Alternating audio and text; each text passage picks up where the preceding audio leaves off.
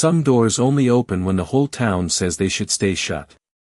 Rain fell hard enough to turn the main street into mud when Clara May stepped off the northbound wagon with one carpetbag in her hand and a child growing beneath her coat.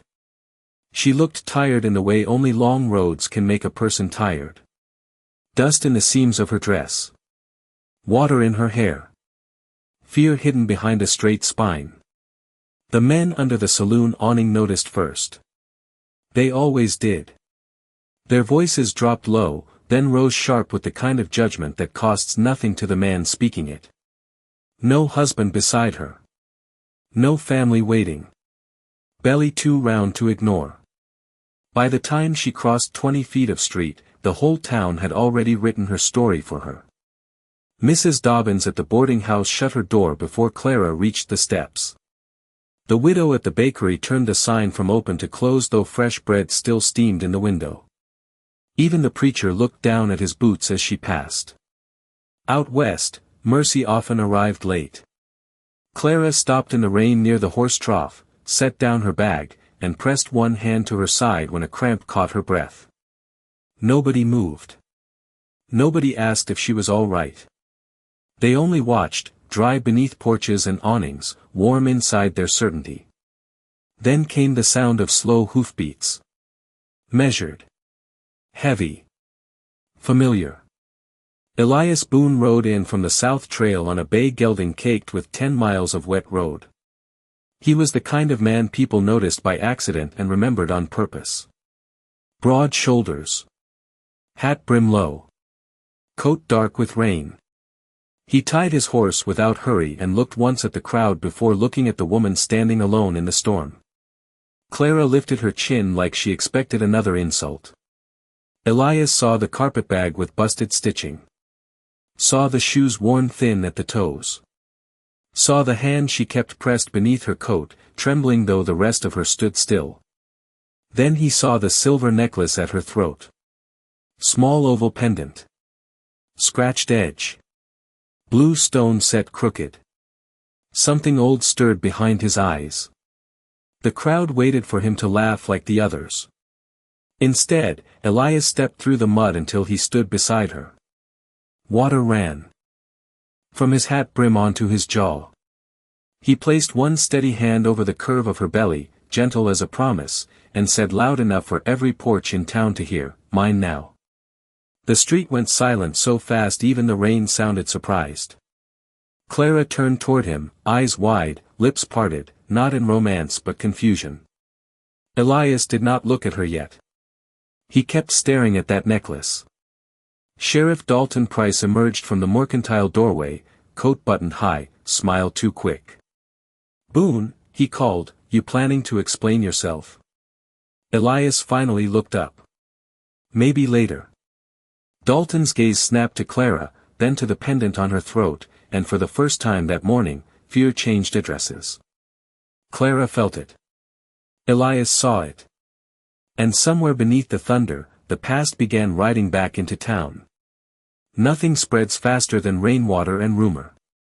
By the time Elias Boone walked Clara May across the street, every window in town had eyes behind it. Curtains shifted. Porch boards creaked. Names were whispered like prayers said backward. Clara kept her chin high, but her steps had shortened. The road had taken more from her than sleep. Elias noticed the way she favored her left side and how she paused whenever the child inside her moved hard enough to steal her breath. He said nothing. Men who talked too much usually had nothing useful to carry. He led her past the boarding house, where Mrs. Dobbins stood in the doorway clutching her shawl like virtue itself. "No rooms," she said before either of them spoke. "Did not ask," Elias replied. He kept walking. At the far end of town stood an old trapper cabin he owned and rarely used, 20 yards beyond the last fence line where gossip got quieter and wind got louder. The roof sagged in the middle. One shutter hung crooked. But smoke could rise from its chimney, and that was more kindness than the town had offered. Elias pushed open the door. Dust stirred in the gray light. A cot. A table. A cast iron stove. A shelf with 2 clean cups. Clara looked around as if deciding whether gratitude was still safe to feel. "Why are you doing this?" she asked. Her voice was steady, but tired enough to break if touched the wrong way. Elias set her carpetbag on the table and took off his gloves one finger at a time. Because they would not. It was not the whole truth, and both of them knew it. He knelt by the stove, struck a match, and fed flame to cedar shavings until warmth began speaking in the room. Clara moved to the chair slowly, one hand on her back now. Rain tapped the window. "You do not even know me," she said. Elias glanced at the necklace again. Silver oval. Blue stone. Scratched edge on the left side. He had seen it once swinging from the throat of a frightened woman stepping down from a stagecoach 3 years earlier. A woman who vanished before sunrise after giving testimony no court ever heard. "Maybe I know enough," he said. Her eyes narrowed. Fear mixed with suspicion. Outside, hoofbeats stopped sharp in the mud. Sheriff Dalton Price did not knock. He opened the door and smiled the way men smile when they want to seem calm. "Afternoon," he said, though the sky looked like evening. Water beaded on his coat collar. His gaze found Clara first, then the pendant, then Elias. "Town is concerned about a stranger in delicate condition." Elias rose slowly. "Town should try concern on itself sometime." Dalton laughed once, dry as paper. "Woman says her name is Clara May. Trouble is, I have papers describing a runaway witness named Caroline Mercer."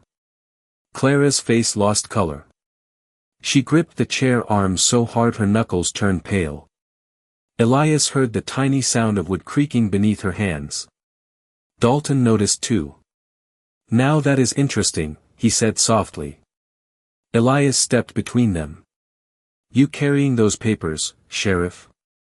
Dalton patted his breast pocket. "Sure am." Elias held out his hand. "Then show me." Dalton did not move. Rain filled the silence. Somewhere in the back of the cabin, the kettle began to tremble before it whistled. The kettle screamed first. A thin sharp whistle cut through the cabin and nobody moved for 2 heartbeats. Then Elias stepped sideways, never taking his eyes off Sheriff Dalton Price, and lifted the kettle from the stove. Steam rolled into the room like a warning. He poured hot water into one of the clean cups, then into the second. Calm hands. Slow hands. The kind of hands that made nervous men reveal themselves. "Sit or stand," Elias said. "But if you are staying, close the door. You are letting out heat." Dalton hesitated, then nudged the door shut behind him. Rain faded to a softer drum on the roof. Clara May still gripped the chair, her breathing measured now, but shallow. Elias placed one cup beside her. She did not touch it. He held the other for himself. "Those papers," he said again. Dalton smiled, but it sat crooked on his face. "Funny thing about papers. They matter more in court than in a shack. Then it should be easy to show them here." Dalton slipped 2 fingers inside his coat, then paused. "Maybe later." Elias nodded once as if that answered everything. "Thought so." Clara looked from one man to the other. "My name is Clara May," she said quietly. "That is the name I use now." Dalton turned to her fast. "Use now?" He tasted the words like proof. "You hear that, Boone? Woman admits she is hiding." Elias took a sip of coffee black tea and set the cup down. "A person changes names for many reasons. Marriage. Grief. Trouble. Sometimes because men with badges ask too many questions." Dalton's jaw tightened. He had expected fear in this room. Instead he found patience, and patience unnerved liars more than anger ever could. "You are interfering with official business," Dalton said. Elias glanced around the cabin. "In my own cabin?" Bold claim. Clara finally reached for the warm cup. Her fingers shook once against the handle. Elias noticed the raw skin at her wrists where long travel had rubbed cloth and leather. Not rope. Wagon reins, maybe. Carry straps. Honest hardship leaves different marks than crime. Tell him, Dalton said to her. Tell him about the stagecoach outside Dry Creek. Tell him about the ledger taken after the wreck. Clara stared into the steam. I never stole anything. Then where is the ledger? Dalton asked. With the man who wanted everyone to think I had it. Silence dropped heavy in the room. Dalton blinked once. Small thing.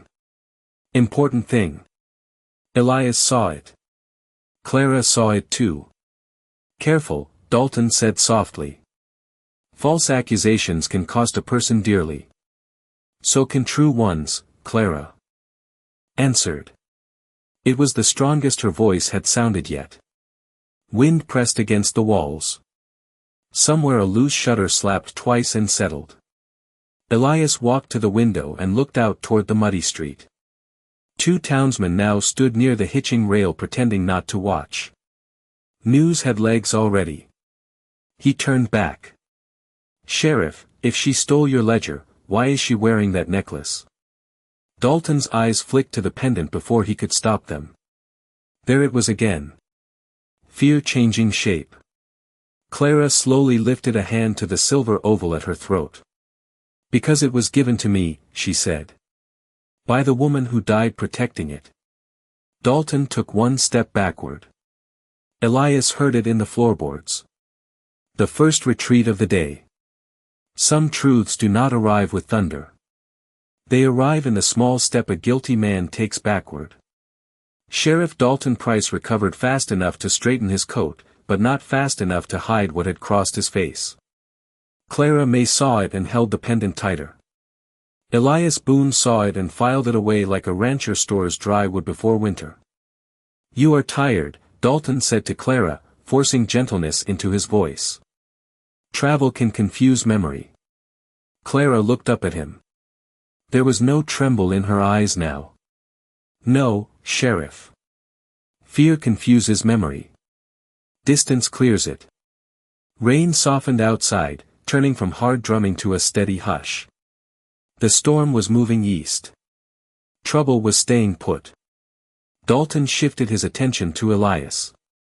This woman brings danger to your doorstep. Men may come looking for her. Then they can knock like everyone else, Elias said. He moved to the stove and added another split of cedar. Flame rose brighter, warming the room by inches. Some men protect with guns. Better men start with fire and shelter. Dalton laughed without humor. You always were stubborn. No, Elias replied. Just slow to trust fast talkers.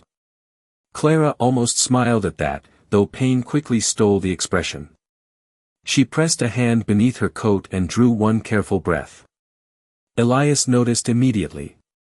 How far did you ride today? He asked. Nearly 18 miles, she said. Part wagon. Part walking when the axle broke. Dalton frowned. You expect us to believe that? I do not much care what you believe, Clara answered. The room changed again. Until then, she had been a woman cornered by weather and gossip. Now she sounded like someone who had survived worse things than a town's opinion. Dalton sensed it too. He reached into his pocket at last and removed a folded paper. Since everyone loves truth today.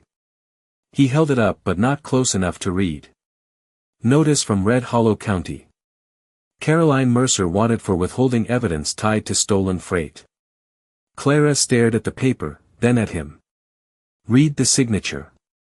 Dalton did not. Read it, she said again. Elias held out his hand. This time Dalton passed the paper over, perhaps believing printed words carry their own authority. Elias unfolded it slowly. Cheap stock. Fresh ink. County seal pressed crooked. He had branded calves with straighter marks. Signed by Deputy Larkin, Elias said. Thought Larkin lost his hand 2 winters ago. Dalton said nothing. Hard to sign neat with one hand missing. Elias handed the paper to Clara. She looked once and gave a tired laugh. He also died last spring. Silence sat down in the room like a third witness. Outside, the 2 townsmen by the rail had drifted closer to the window. Dalton noticed their shadows through the glass. His confidence began leaking from him in quiet places. This is harassment of an officer, he snapped.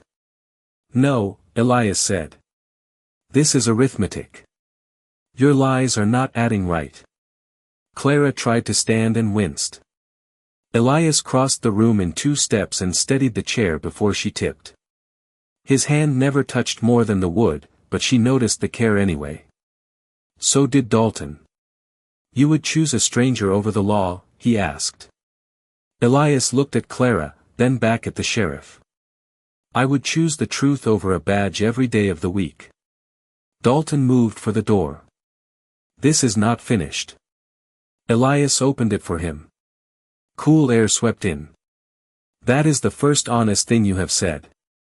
Dalton stepped into the mud and found half the town pretending not to listen. By sundown, the rain was gone, but the town felt wetter than before. Mud clung to boots, and suspicion clung to everyone else. Sheriff Dalton Price rode the main street twice that afternoon, speaking low to merchants, nodding at ranch hands, stopping longest beside men who owed favors.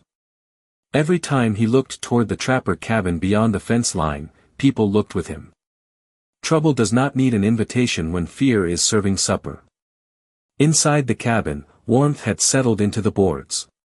Clara May sat near the stove with a blanket over her shoulders, one hand resting where the child turned slow and heavy beneath her coat.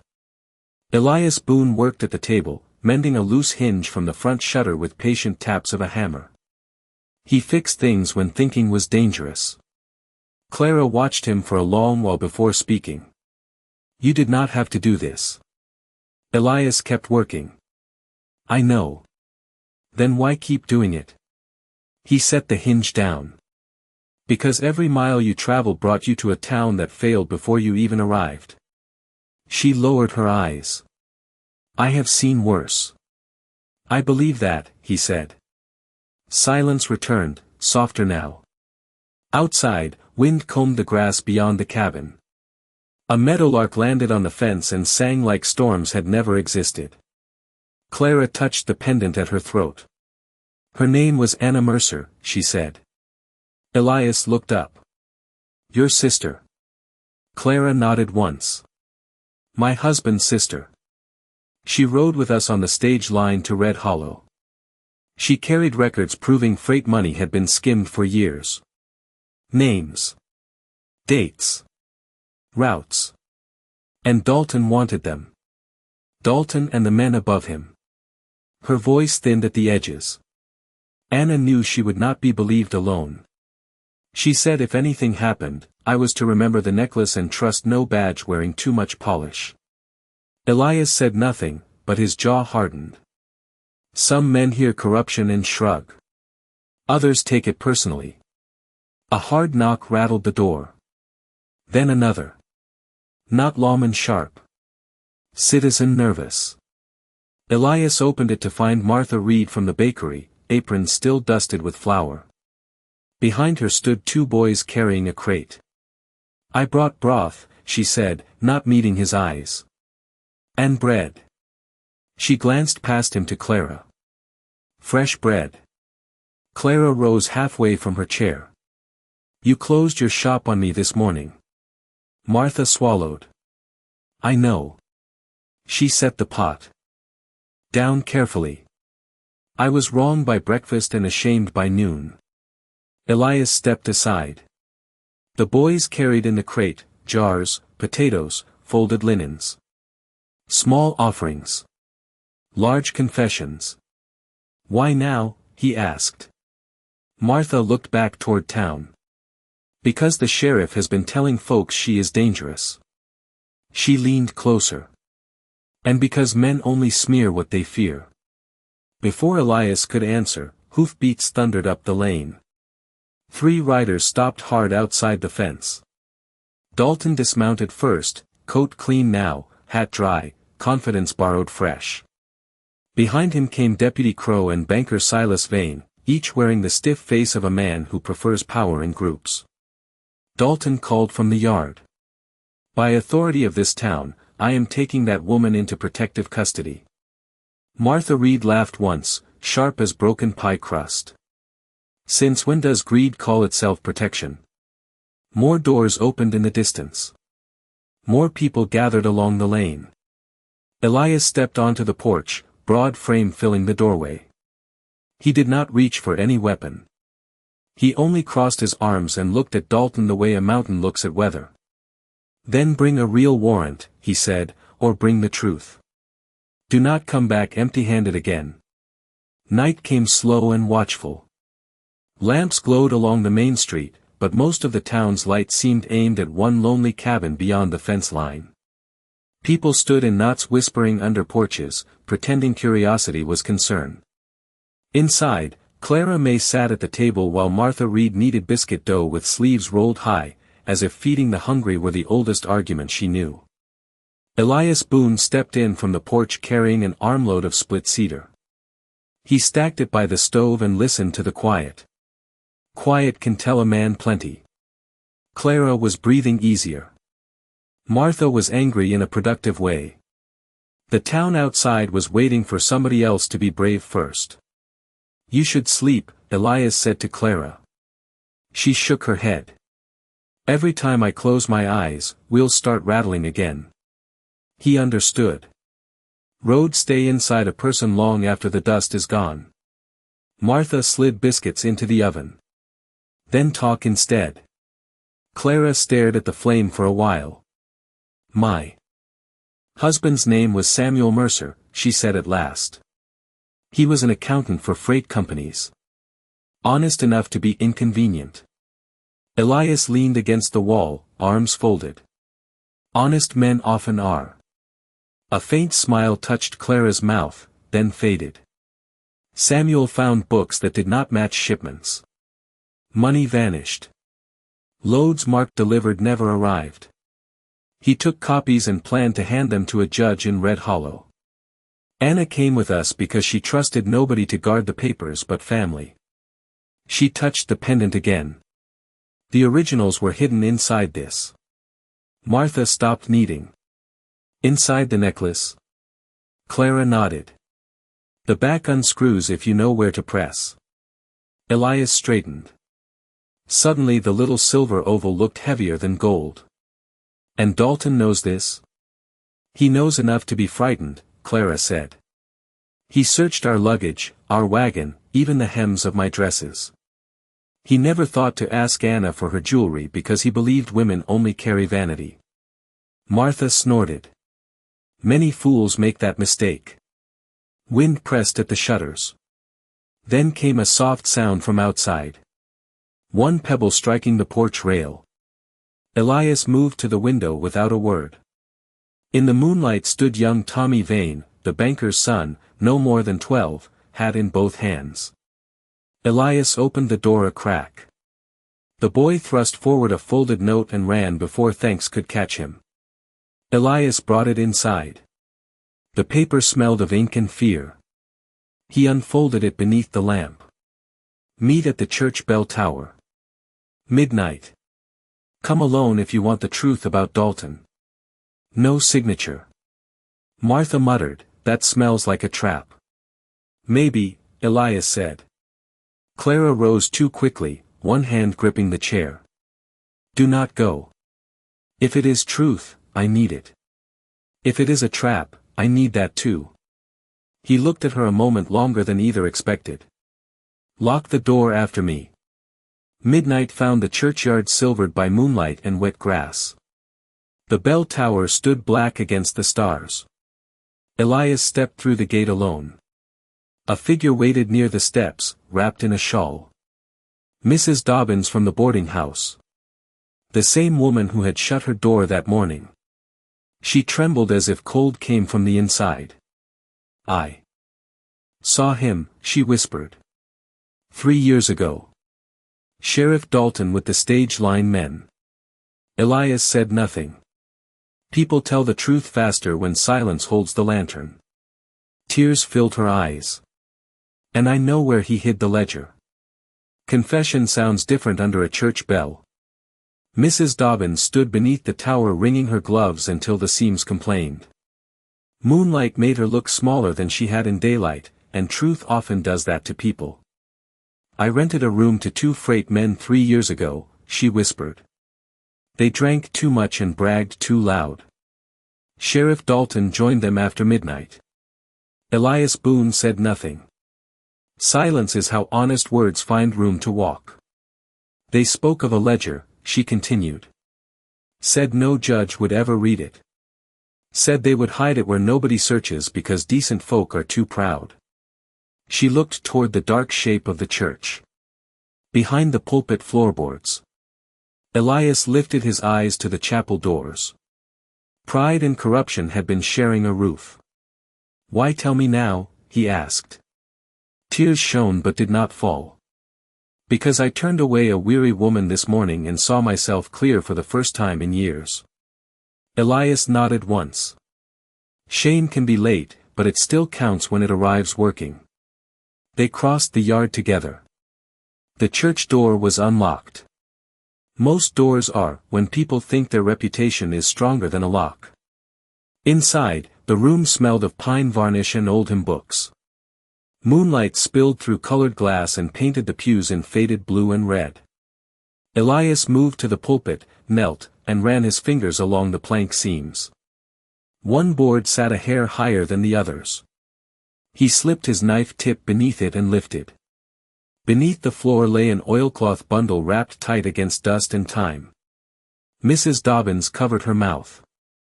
Elias opened the bundle on the front pew. Ledger pages. Freight marks. Dates. Amounts. Names written neat as fence wire. Dalton Price. Silas Vane.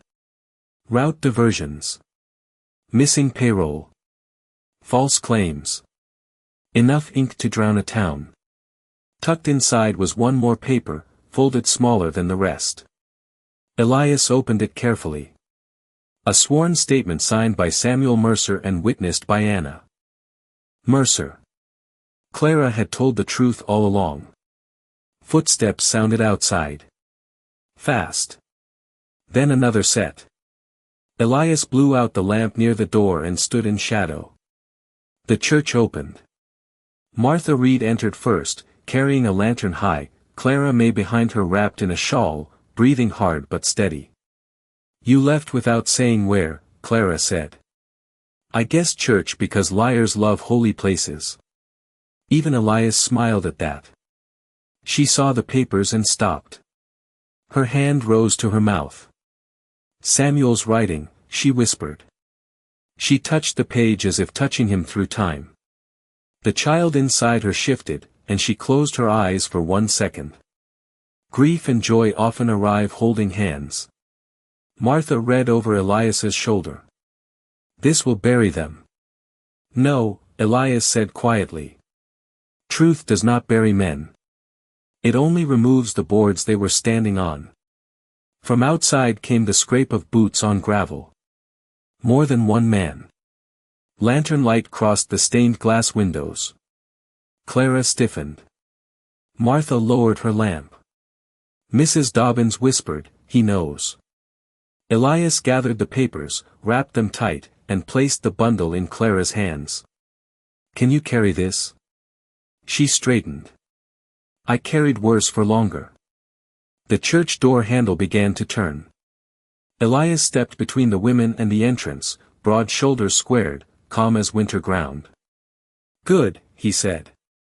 Then tonight we stop running. The church door opened slow, and Sheriff Dalton Price stepped in wearing confidence like a borrowed coat. Behind him came Silas Vane and Deputy Crow, lantern light shaking across their faces. They expected panic. They found 4 people standing still. Elias Boone did not move from the aisle. Clara May held the oilcloth bundle against her chest. Martha Reed stood with her chin lifted. Mrs. Dobbins looked frightened, but she did not step back. Dalton glanced once at the lifted floorboard and understood everything. "You people are making a grave mistake," he said. "Breaking into a church, stealing records, obstructing the law." Elias tilted his head.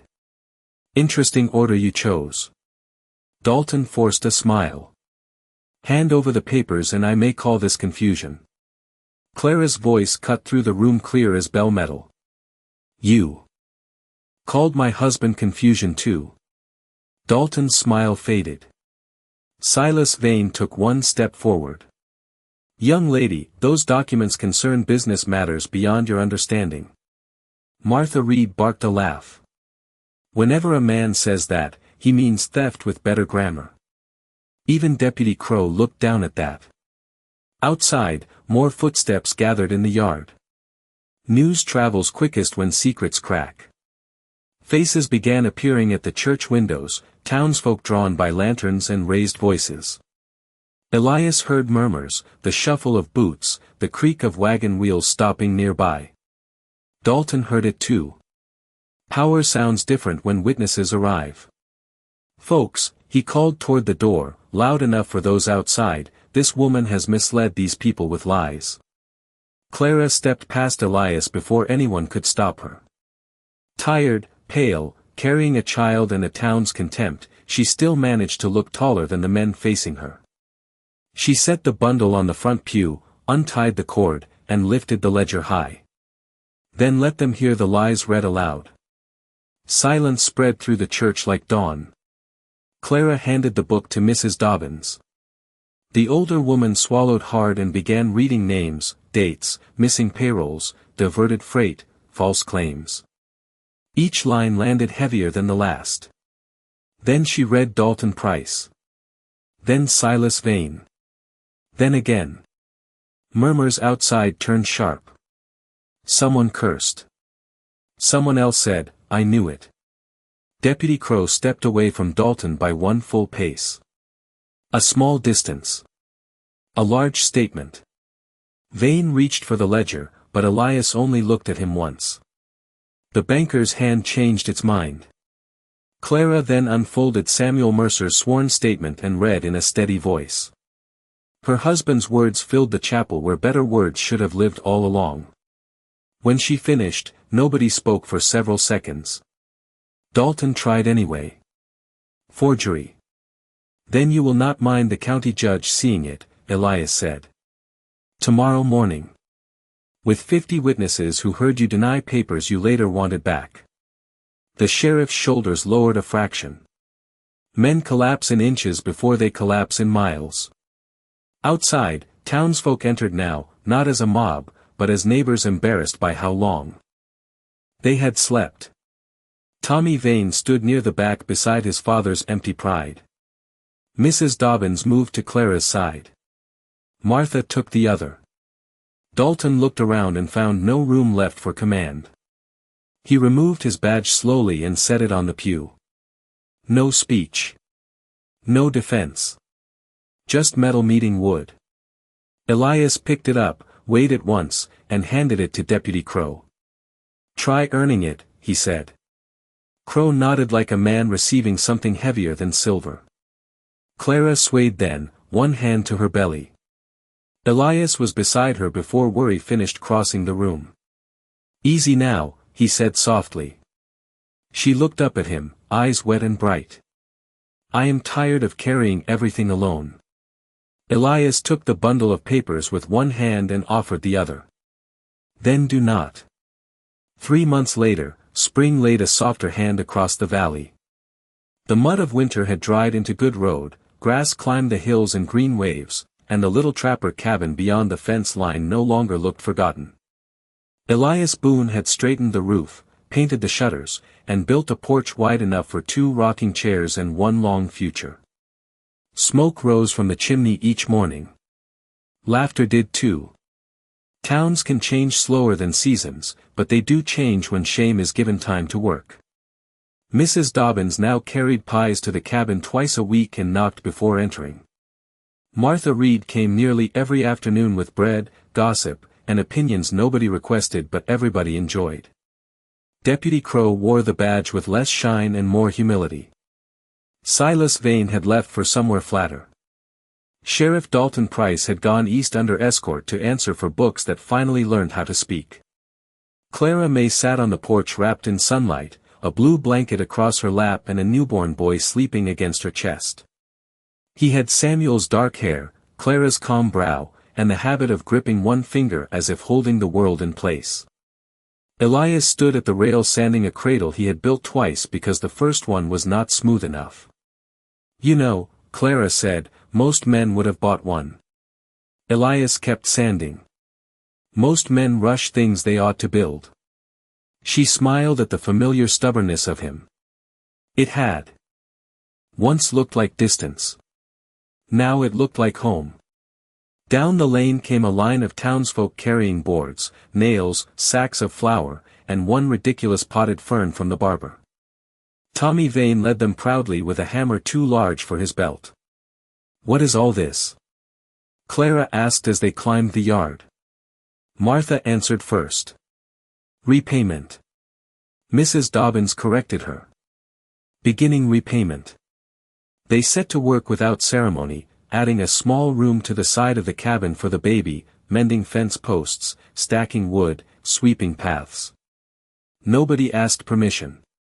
Some kindness arrives late and works double to catch up. By noon the yard sounded like sawing, laughter, and second chances. Clara watched with wet eyes. "I judged them all," she said quietly. Elias set down the cradle frame and came beside her. "They earned some of it. And yet they came. So did you." The baby stirred. Elias bent and lifted the boy with hands that had once trusted only reins and tools. The child settled instantly against his chest.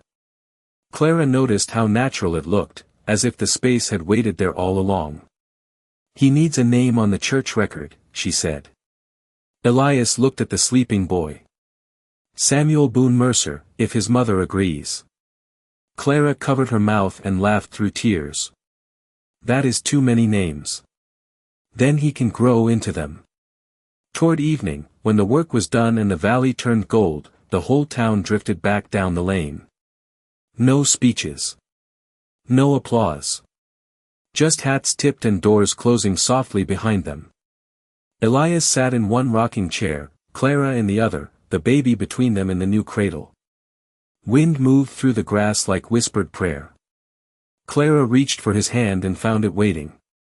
"Were you ever afraid of my past?" she asked. Elias looked at the sunset, then at the child, then at the woman who had walked through rain carrying more than anyone knew. "No," he said. "I was only afraid I might miss our future." Out west, some people measure a person by what follows them down the road. Better people measure by what they carry forward.